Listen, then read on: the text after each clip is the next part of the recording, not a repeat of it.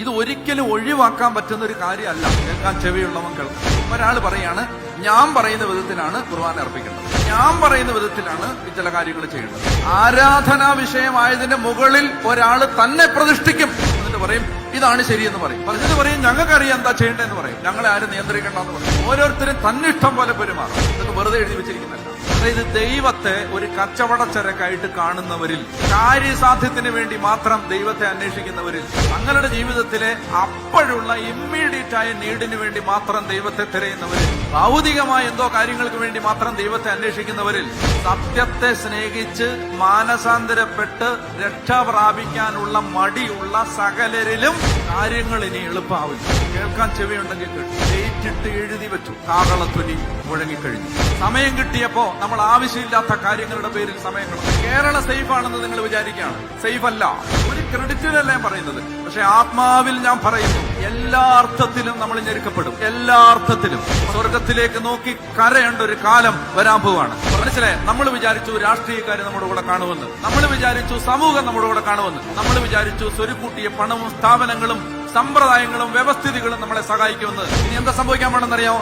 ആകാശത്തിനും ഭൂമിക്കും മധ്യേ വിപ്രവാസത്തിന്റെ തീഷ്ണമായ നട്ടുച്ചകൾ കത്തുന്ന ലോഹലായനി പോലെ ഈ വേവ് കത്തുന്ന ഒരു കാലത്ത് ഇങ്ങനെ പകച്ചു നിൽക്കുന്ന ഒരു സമയത്ത് ആരും നിങ്ങളെ ഒരു വിധത്തിലും വഞ്ചിക്കാതിരിക്കട്ടെ. എന്തെന്നാൽ ആ ദിവസത്തിന് മുമ്പ് വിശ്വാസത്യാഗം ഉണ്ടാവുകയും നാശത്തിന്റെ സന്താനമായ അരാജകത്വത്തിന്റെ മനുഷ്യൻ പ്രത്യക്ഷപ്പെടുകയും ചെയ്യേണ്ടി. മനസ്സിലായോ? അതായത് അടുത്ത ഒരു കാര്യം എന്ന് പറഞ്ഞാൽ ഇതാണ് അപ്പോസ്റ്റസി, വിശ്വാസത്യാഗം. വിശ്വാസത്യാഗം ഉണ്ടാവും. വിശ്വാസം വിട്ട് ആളുകൾ പോകും. ഇത് ഒരിക്കലും ഒഴിവാക്കാൻ പറ്റുന്ന ഒരു കാര്യമല്ല. നിങ്ങളിത് അറിഞ്ഞിരിക്കണം. വിശ്വാസത്യാഗത്തെ ആർക്കും പിടിച്ചു നിർത്താൻ പറ്റില്ല. വിശ്വാസത്യാഗം ഉണ്ടാവും.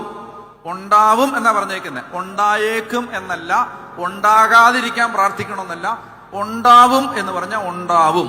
അപ്പൊ ഉണ്ടാവുമെങ്കിൽ അതിനകത്ത് ഉൾപ്പെടാതിരിക്കാൻ സൂക്ഷിക്കാൻ വേണ്ടത്. ഈശോ പറഞ്ഞിട്ടുണ്ട്, മനുഷ്യപുത്രൻ മടങ്ങി വരുമ്പോൾ ഭൂമിയിൽ വിശ്വാസം കണ്ടെത്തുമോ?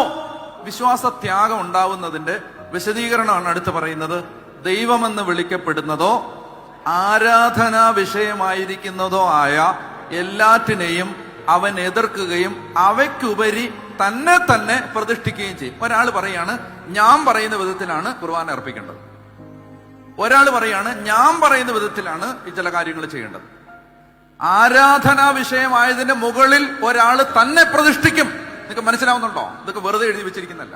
ആരാധനാ വിഷയമായതിന്റെ മേളില് ഓരോരുത്തർ തന്നെ പ്രതിഷ്ഠിക്കും. എന്നിട്ട് പറയും ഇതാണ് ശരിയെന്ന് പറയും. ദൈവമെന്ന് വിളിക്കപ്പെടുന്നതോ ആരാധനാ വിഷയമായിരിക്കുന്നതോ ആയ കാര്യങ്ങൾക്ക് മുകളില് അവൻ തന്നെ, ഈ അരൂപി തന്നെ പ്രതിഷ്ഠിക്കും. എന്നിട്ട് പറയും ഞങ്ങൾക്കറിയാം എന്താ ചെയ്യേണ്ടതെന്ന് പറയും. ഞങ്ങളെ ആരും നിയന്ത്രിക്കേണ്ടെന്ന് പറയും. ഓരോരുത്തരും ഓരോരുത്തരുടെ വഴിക്ക് പോകും. ഓരോരുത്തരും തന്നിഷ്ടം പോലെ പെരുമാറും. കർത്താവ് പറയുകയാണ്, ഈ വിശ്വാസത്യാഗം ഉണ്ടാവുന്നതിന്റെ കാരണം പറയുകയാണ്. 4-ാമത്തെ വാക്യം, ദൈവമെന്ന് വിളിക്കപ്പെടുന്നതോ ആരാധനാ വിഷയമായിരിക്കുന്നതോ ആയ എല്ലാറ്റിനെയും അവൻ എതിർക്കുകയും അവയ്ക്കുപരി തന്നെ തന്നെ പ്രതിഷ്ഠിക്കുകയും ചെയ്യും. അതുവഴി താൻ ദൈവമാണെന്ന് പ്രഖ്യാപിച്ചുകൊണ്ട് അവൻ ദൈവത്തിന്റെ ആലയത്തിൽ സ്ഥാനം പിടിക്കും. ചുമ്മാ എഴുതി വെച്ചിരിക്കുകയാണോ? ദൈവമാണെന്ന് പ്രഖ്യാപിച്ചുകൊണ്ട് അവൻ ദൈവത്തിന്റെ ആലയത്തിൽ സ്ഥാനം പിടിക്കും. ദൈവത്തിന്റെ ആലയത്തിൽ. കേൾക്കാൻ ചെവിയുള്ളവൻ കേൾക്കട്ടെ. അടുത്ത വാക്യം, ഞാൻ നിങ്ങളുടെ കൂടെ ആയിരുന്നപ്പോൾ ഇക്കാര്യം പറഞ്ഞത് ഓർക്കുന്നില്ലേ? സമയമാകുമ്പോൾ മാത്രം വെളിപ്പെടേണ്ടതിന് ഇപ്പോൾ അവനെ തടഞ്ഞു നിർത്തുന്ന എന്താണെന്ന് നിങ്ങൾക്കറിയാമല്ലോ. അരാജകത്വത്തിന്റെ അജ്ഞാത ശക്തി ഇപ്പോഴേ പ്രവർത്തിച്ചുകൊണ്ടാണ് ഇരിക്കുന്നത്. അവനെ തടഞ്ഞു നിർത്തിയിരിക്കുന്നവൻ വഴിമാറിയാൽ മാത്രം അവൻ പ്രത്യക്ഷപ്പെടും. കർത്താവായ യേശു തന്റെ വായിൽ നിന്നുള്ള നിശ്വാസം കൊണ്ട് അവനെ സംഹരിക്കുകയും തന്റെ പ്രത്യാഗമനത്തിന്റെ പ്രഭാപൂരത്താൽ അവനെ നാമാവശേഷമാക്കുകയും ചെയ്യും. അടുത്ത വാക്യം വളരെ പ്രധാനപ്പെട്ടത്, ശ്രദ്ധയോടെ വായിക്കുക. സാത്താന്റെ പ്രവർത്തനത്താൽ നിയമ നിഷേധിയുടെ, മനസ്സിലായോ? മാൻ ഓഫ് ലോലെസ്നെസ്, നിയമനിഷേധി. ഒരു നിയമത്തിനും ഒരു ചട്ടത്തിനും അവൻ വിധേയനല്ല. അതായത് നിയമം അനുസരിക്കാൻ അവൻ തയ്യാറല്ല. ദൈവസഭയുടെ കീഴ്വഴക്കങ്ങൾക്ക് അയാൾ വിധേയനല്ല. വിധേയനാവാൻ തയ്യാറല്ല. നിങ്ങൾക്ക് മനസ്സിലാവുന്നുണ്ടോ ഞാൻ പറയുന്നത്? അതായത് ദൈവം അനുശാസിച്ചിട്ടുള്ള കാര്യങ്ങൾക്ക് കീഴടങ്ങാൻ അയാൾ വ്യക്തി തയ്യാറല്ല. അതാണ് സാത്താന്റെ പ്രവർത്തനത്താൽ നിയമനിഷേധിയുടെ ആഗമനം എല്ലാ ശക്തികളോടും വ്യാജമായ അടയാളങ്ങളോടും അത്ഭുതങ്ങളോടും. മനസ്സിലാവുന്നുണ്ടോ? അത് ഈ പറയുന്ന കാര്യങ്ങൾ, ഈ പറയുന്ന അരൂപി വരുമ്പോ അല്ലെങ്കിൽ അത് പ്രത്യക്ഷപ്പെടുമ്പോ അടയാളങ്ങളും അത്ഭുതങ്ങളും ഉണ്ടാവും. ഈ മനുഷ്യരെപ്പോഴും വീണു പോകുന്ന ഏത് കാര്യത്തിലാണ്? അത്ഭുതവും അടയാളവും കാണുമ്പോഴാണ്. മനസ്സിലായി? അത്ഭുതം കാണും, അടയാളം കാണും, അത് കണ്ടിട്ട് ദൈവം ഇല്ലെങ്കിൽ അങ്ങനെ നടക്കുവോ എന്ന് ചോദിക്കും. ഞാൻ ഒരു കാര്യം പറയട്ടെ, തെറ്റിദ്ധരിക്കരുത്. വിശ്വാസം പോവുകയും ചെയ്യരുത്. പിന്നെ ആ വിശ്വാസം പോയാലും കുഴപ്പമില്ല, അത് ശരിക്കുള്ള വിശ്വാസം അല്ല, അത് പോയാലും കുഴപ്പമില്ല. ഞാൻ ഈ പറയുന്നുണ്ട് എന്താണെന്നറിയാമോ, എല്ലാ മതത്തിലെ എല്ലാ ഭക്തന്മാരും, ഇനി ഏതെങ്കിലും ഒരു ഗോത്രദൈവത്തെ ആരാധിക്കുന്ന ഒരു മനുഷ്യനും പ്രാർത്ഥിച്ചാൽ അവന് പ്രാർത്ഥനയ്ക്ക് മറുപടി കിട്ടും. അതിപ്പോ ക്രിസ്ത്യാനി തന്നെ പ്രാർത്ഥിക്കണമെന്നൊന്നുമില്ല. ഞാൻ പറയുന്നത് മനസ്സിലാവുന്നു? ഏത് മതത്തില്, തെറ്റിദ്ധരിക്കരുത്. മനസ്സിലായോ? പറയുന്ന കാര്യത്തിന്റെ ഗൗരവം മനസ്സിലാക്കണം. അതുകൊണ്ട് അത്ഭുതങ്ങളും അടയാളങ്ങളും ഒന്നിന്റെയും ഒരു സത്യത്തിന്റെയും വിളംബരങ്ങളല്ല. അത്ഭുതങ്ങളും അടയാളങ്ങളും കണ്ടതുകൊണ്ട് ഒരു കാര്യം സത്യമാണെന്ന് പറയാൻ അതിന്റെ വെറാസിറ്റി, അതിന്റെ ആധികാരികത നിർണ്ണയിക്കാനുള്ള ടൂൾ അല്ലത്. അല്ല. പ്രാർത്ഥിക്കുമ്പോൾ അത്ഭുതങ്ങളും അടയാളങ്ങളും സംഭവിക്കും. നമ്മൾ അതിനെതിരല്ല, നമ്മൾ അതിന് വേണ്ടിയുള്ളവരാണ്. സംഭവിക്കണം. പക്ഷെ അതല്ല ഒരു സത്യത്തിന്റെ മാനദണ്ഡം. അപ്പൊ എന്താണെന്നറിയാമോ, ഇങ്ങനെ അന്തിക്രിസ്തുവിന്റെ അരൂപിയോട് വരുന്ന ഒരു ഫോഴ്സ് വേണമെങ്കിൽ ചിലപ്പോൾ അത്ഭുതങ്ങളും അടയാളങ്ങളും പ്രവർത്തിക്കും. അവർക്ക് സ്വാധീനം ഉണ്ടാവും, കരുത്തുണ്ടാവും, അറിവുണ്ടാവും, വാക്ചാതുര്യം ഉണ്ടാവും, പാടവം ഉണ്ടാവും, നല്ല കാര്യസം ഉണ്ടാവും, നല്ല പ്രഭാവം ഉണ്ടാവും, ഇതൊക്കെ ഉണ്ടാവും. അതുകൊണ്ട് അത് സത്യമാണെന്ന് വരുന്നില്ല. മനസ്സിലാവുന്നുണ്ടോ? വായിച്ചേ. സാത്താന്റെ പ്രവർത്തനത്താൽ നിയമനിഷേധിയുടെ ആഗമനം എല്ലാ ശക്തികളോടും വ്യാജമായ അടയാളങ്ങളോടും അത്ഭുതങ്ങളോടും സത്യത്തെ സ്നേഹിക്കാനും അങ്ങനെ രക്ഷ പ്രാപിക്കാനും വിമുഖത കാണിക്കുകയാൽ നശിച്ചു പോകുന്നവരെ വഞ്ചിക്കുന്ന അനീതികളോടും കൂടെ ആയിരിക്കും. അതിനാൽ അതിനാൽ വ്യാജമായ ഇതിനെ വിശ്വസിക്കാൻ പ്രേരിപ്പിക്കുന്ന ഒരു മിഥ്യാബോധം സാത്താൻ അവരിൽ ഉണർത്തും. ഞാൻ വായിച്ച കറക്റ്റാണോ എന്ന് പറയണേ. അതിനാൽ വ്യാജമായ ഇതിനെ വിശ്വസിക്കാൻ പ്രേരിപ്പിക്കുന്ന ഒരു മിഥ്യാബോധം സാത്താൻ അവരിൽ ഉണർത്തും. നിങ്ങളുടെ ബൈബിളിൽ എങ്ങനാ? അവിടെ ഈ പ്രശ്നം ഇതാണ്. നമ്മുടെ ഹൃദയവേദന തരുന്ന വചനമാണത്. അതായത് തെറ്റ് വിശ്വസിക്കാൻ പ്രേരിപ്പിക്കുന്ന ഒരു മിഥ്യാബോധം പിശാച് ഉണർത്തുമെന്നല്ല, ദൈവം ഉണർത്തുമെന്ന്. ദൈവം, നിങ്ങളിത് ശ്രദ്ധിക്കാവോ? ദൈവം ഉണർത്തുമെന്ന്. വ്യാജമായതിനെ വിശ്വസിക്കാൻ പ്രേരിപ്പിക്കുന്ന ഒരു മിഥ്യാബോധം ദൈവം ഉണർത്തുമെന്ന്. എന്തുകൊണ്ടാണ് ദൈവം ഉണർത്തുന്നതെന്നറിയാമോ? ദൈവം ഉണർത്തുന്നത് അതിന്റെ കാരണമാണ് തൊട്ടുമുമ്പ് പറയുന്നത്. സത്യത്തെ സ്നേഹിക്കാനും അങ്ങനെ രക്ഷ പ്രാപിക്കാനും മടി കാണിക്കുന്നവരിൽ, അതായത് ദൈവത്തെ ഒരു കച്ചവടച്ചരക്കായിട്ട് കാണുന്നവരിൽ, കാര്യസാധ്യത്തിന് വേണ്ടി മാത്രം ദൈവത്തെ അന്വേഷിക്കുന്നവരിൽ, തങ്ങളുടെ ജീവിതത്തിലെ അപ്പോഴുള്ള ഇമ്മീഡിയറ്റ് ആയ നീഡിന് വേണ്ടി മാത്രം ദൈവത്തെ തിരയുന്നവരിൽ, ഭൗതികമായ എന്തോ കാര്യങ്ങൾക്ക് വേണ്ടി മാത്രം ദൈവത്തെ അന്വേഷിക്കുന്നവരിൽ, സത്യത്തെ സ്നേഹിച്ച് മാനസാന്തരപ്പെട്ട് രക്ഷ പ്രാപിക്കാനുള്ള മടിയുള്ള സകലരിലും വ്യാജമായതിനെ എതിർ ക്രിസ്തു പറയുന്നത് സത്യമാണെന്ന് വിശ്വസിക്കാൻ പ്രേരിപ്പിക്കുന്ന മിഥ്യാബോധം ദൈവം ഉണർത്തും. നിങ്ങൾ ഇതിന്റെ ഭയാനകത മനസ്സിലാക്കണം. ദൈവം ഉണർത്തുമെന്ന് എന്ന് പറഞ്ഞാൽ നമ്മൾ ഈ വൾണറബിൾ ആയിട്ട് മാറും, പെട്ടെന്ന് വഴുതി പോവാൻ സാധ്യതയുള്ള ആളുകളായിട്ട് മാറും. അപ്പൊ അതുകൊണ്ട് എന്തെന്നറിയാമോ, നമ്മള് ഇത് മനസ്സിലാക്കേണ്ടത് കാര്യത്തിലേക്ക് വരികയാണ്. നമ്മൾ മനസ്സിലാക്കേണ്ടത് കാര്യങ്ങൾ ഇനി എളുപ്പമാവില്ല. കേൾക്കാൻ ചെവിയുണ്ടെങ്കിൽ കേട്ടോ. ഡേറ്റ് ഇട്ട് എഴുതി വെച്ചോ. ഒരു സംശയമില്ലാത്ത ഒരു കാര്യം പറയട്ടെ, സഭ ഒരു വിപ്രവാസത്തിലേക്ക് പോകാനുള്ള കാഹളധ്വനി മുഴങ്ങിക്കഴിഞ്ഞു. അതായത് സമയം കിട്ടിയപ്പോ നമ്മൾ വെറുതെ ഇരുന്നു, സമയം കിട്ടിയപ്പോ നമ്മൾ ആവശ്യമില്ലാത്ത കാര്യങ്ങളുടെ പേരിൽ സമയം കളഞ്ഞു. സമയം ഉണ്ടായിരുന്ന കാലത്ത് നമ്മൾ മിണ്ടാതിരുന്നു, സമയം ഉണ്ടായിരുന്ന കാലത്ത് നമ്മൾ അലസരായിട്ടിരുന്നു. കേരള സേഫ് ആണെന്ന് നിങ്ങൾ വിചാരിക്കുകയാണ്. സേഫ് അല്ല.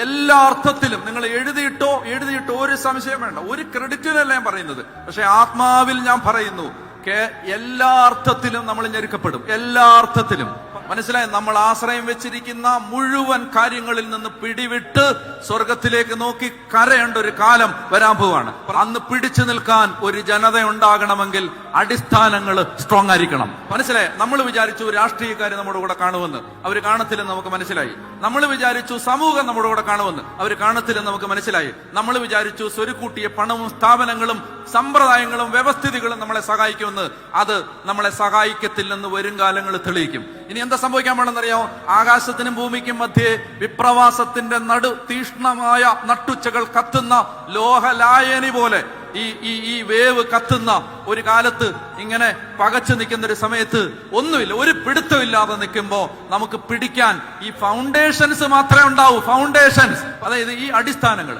ഈ അടിസ്ഥാനം എന്താ? വചനം. ബൈബിൾ ഉള്ളവൻ കുലുങ്ങില്ല, വചനം അറിയാവുന്നവൻ കുലുങ്ങില്ല. കാരണം എന്തറിയാം? അവൻ അറിയാം ഇത് എഴുതപ്പെട്ടത് മാത്രമേ സംഭവിക്കുന്നുള്ളൂ. വചനം അറിയാവുന്ന കുലുങ്ങത്തില്ല. കാരണം എന്താ പറയുക, അവൻ അറിയാം ഇതിനകത്ത് ഇത് പറഞ്ഞിട്ടുണ്ട്. നേരത്തെ കർത്താവ് പറഞ്ഞിട്ടുണ്ട്, ഇതൊക്കെ സംഭവിക്കുമ്പോ നിങ്ങൾ വിഷമിക്കാതിരിക്കേണ്ടതിന് ഞാൻ ഇതെല്ലാം മുൻകൂട്ടി പറഞ്ഞിട്ടുണ്ട്. ഞാൻ ഈ പുസ്തകം പഠിപ്പിക്കാൻ വേണ്ടി കോളേജിലെ ജോലി കളഞ്ഞിട്ട് ഇറങ്ങിയ ഒരാളാണ്. എന്നെ വിശ്വസിക്കും. ഇതിന് അത്ര വിലയുണ്ടെന്ന് വിചാരിച്ചിട്ട് ഞാൻ എന്റെ കംഫർട്ട് സോൺ വിട്ടിറങ്ങിയ ഒരാളാണ്. എന്നെ വിശ്വസിക്കുക, ഞാൻ പറയുന്നത് വിശ്വസിക്കുക. ഇതിനകത്ത് പറഞ്ഞിട്ടുണ്ട് എന്തെന്നറിയാമോ, അതായത് നമുക്ക് എല്ലാ സുരക്ഷിതത്വവും തന്നിട്ട് സഭ ഇങ്ങനെ ഉറങ്ങിയിരിക്കുന്ന സമയത്ത് ദൈവം എന്തെന്നറിയാം, അവിടുന്ന് ഒരാളെ പൊക്കും, ഇവിടുന്ന് ഒരാളെ പൊക്കും, ഇവിടുന്ന് ഒരാളെ പൊക്കും, ഇവിടുന്ന് ഒരാളെ പൊക്കും. എന്നിട്ട് അവരൊരുമിച്ച് നമ്മളെ ഞെരുക്കും. എന്താണെന്നറിയാം, നമ്മുടെ അകത്ത് വിതയ്ക്കപ്പെട്ട വചനം പുറത്തു വരാൻ വേണ്ടി നമ്മളെ ഇട്ട് ഞെരുക്കും. നിങ്ങൾ നോക്കിക്കോ, ഓരോരോ പിടികളില്ലാതാവും. അവസാനം മനുഷ്യന് വചനവും കുർബാനയും കൊന്തയും പ്രാർത്ഥനയും മാത്രം ആശ്രയമാവുന്ന ഒരു കാലം വരും. ഇനി വചനം എത്രയോ വേദികളിൽ വചനം പ്രഘോഷിക്കപ്പെട്ടു. വചനങ്ങൾ പഠിക്കാൻ സൗകര്യം ഉണ്ടായി, വചനാളികൾ പഠിപ്പിച്ചു, വചനം നമുക്ക് തന്നു, വചനം വായിക്കാൻ പ്രേരണ തന്നു.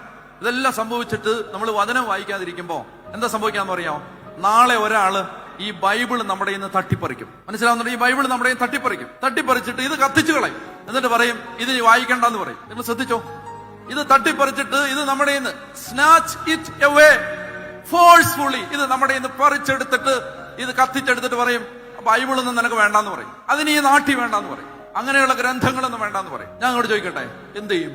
അതായത് ഇത് കേട്ട് ധ്യാനിച്ച് ഇത് ഹൃദയത്തിൽ സൂക്ഷിച്ചവൻ അന്ന് നേരെ നിൽക്കും. കാരണം നിങ്ങൾക്ക് പുസ്തകമേ കത്തിക്കാൻ പറ്റൂ, ചങ്കിലെഴുതപ്പെട്ട വചനങ്ങളെ തൊടാൻ പറ്റില്ല.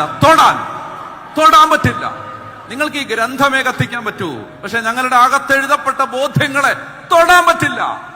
അതായത് ഫൗണ്ടേഷൻസ്. അപ്പൊ അത് അത്രയ്ക്ക് സ്ട്രോങ് ആവണം. നമ്മൾ ഞെരുക്കപ്പെടും, ഒരു സംശയമില്ല. നമ്മൾ ഞെരുക്കപ്പെടും എല്ലാ അർത്ഥത്തിലും.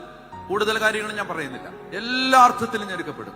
അത് ഞെരുക്കപ്പെടുമ്പോ ആരാ പിടിച്ചിരിക്കാൻ പോണെന്നറിയാം, എന്തായാലും നെല്ലും പതിരും വേർതിരിക്കപ്പെടും. ഒരു സംശയം വേണ്ട, നല്ലതും ചീത്തയും തമ്മിൽ വേർതിരിക്കപ്പെടും. അത് സുവിശേഷത്തിന്റെ മാനദണ്ഡമാണ്. മനസ്സിലായല്ലോ? അതിനകത്ത് വിഷമിച്ചിട്ടൊന്നും കാര്യമില്ല. നല്ലത് നിൽക്കും, അല്ലാത്ത പോവും. ഒരു സംശയം വേണ്ട. അപ്പൊ ഈ നിലനിൽക്കാൻ നമുക്ക് അടിസ്ഥാനങ്ങൾ വേണം. ആ അടിസ്ഥാനങ്ങളിൽ ഏറ്റവും ശക്തമായ ഫൗണ്ടേഷനാണ് പരിശുദ്ധ കുർബാന. ആ ഫൗണ്ടേഷൻ ഉറപ്പിക്കണം. കർത്താവ് സ്ഥാപിച്ച അടിത്തറ ഇളകാതെ നിൽക്കും. എനിക്കറിയാം, ഞാൻ സന്തോഷമുള്ള കാര്യങ്ങളല്ല നിങ്ങളോട് പറഞ്ഞു, സന്തോഷമല്ല. എന്നിട്ട് നാളെ നിങ്ങളുടെ തലയിൽ എടുത്തി വീഴുന്നൊന്നുമല്ല പറഞ്ഞത്. പക്ഷെ ഒരു ഫോഴ്സ് രൂപപ്പെട്ട് വരികയാണ്, ഒരു ഫോഴ്സ്. ഇനിയിപ്പോ ഞാൻ കൂടുതലൊന്നും പറയുന്നില്ല, പരസ്യവേദി ആയതുകൊണ്ട് എനിക്ക് പരിമിതികളുള്ളതുകൊണ്ട് ഞാൻ കൂടുതലൊന്നും പറയുന്നില്ല.